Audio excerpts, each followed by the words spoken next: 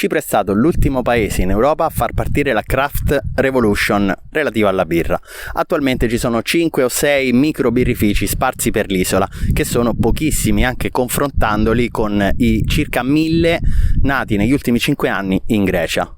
Quindi ho deciso di farmi un giro e cercare di capire com'è la questione della birra artigianale qui a Cipro. Il mercato della birra artigianale qui a Cipro è molto difficile, basti pensare che i proprietari dei locali di solito sono un po' vecchi e preferiscono servire le classiche birre commerciali rispetto alle birre artigianali, che sicuramente sono anche più costose, ma le radici della birra qui a Cipro sono davvero molto antiche, risalgono all'età del bronzo, circa al 3000 a.C.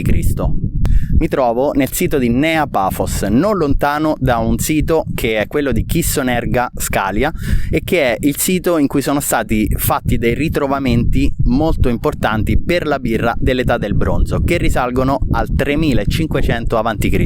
Siamo a soli 10 km, ma purtroppo quel sito non era visitabile e quindi siamo qui per ora. Comunque nel sito di Chissonerga sono stati ritrovati degli strumenti molto importanti per la produzione di birra dell'epoca, come ad esempio un forno che serviva per l'essiccazione del malto derivato da orzo e frumento, dei vasi che servivano per la fermentazione, degli strumenti per macinare il malto e addirittura dei cereali carbonizzati.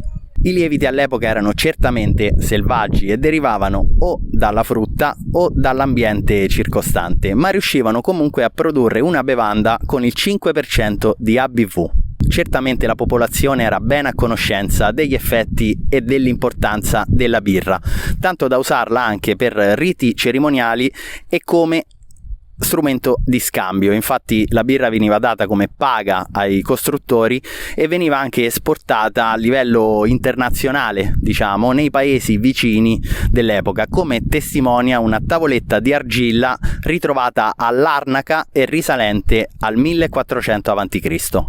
Continuando con la storia birraria di Cipro e arrivando all'età moderna, arriva il colonialismo inglese, che riporta la birra all'interno dell'isola dopo il periodo di dominazione ottomana, che ovviamente per forza di cose ha imposto un divieto di produzione e di consumo della birra. Quindi l'isola ricomincia dal 1700-1800 a ripopolarsi di birrifici.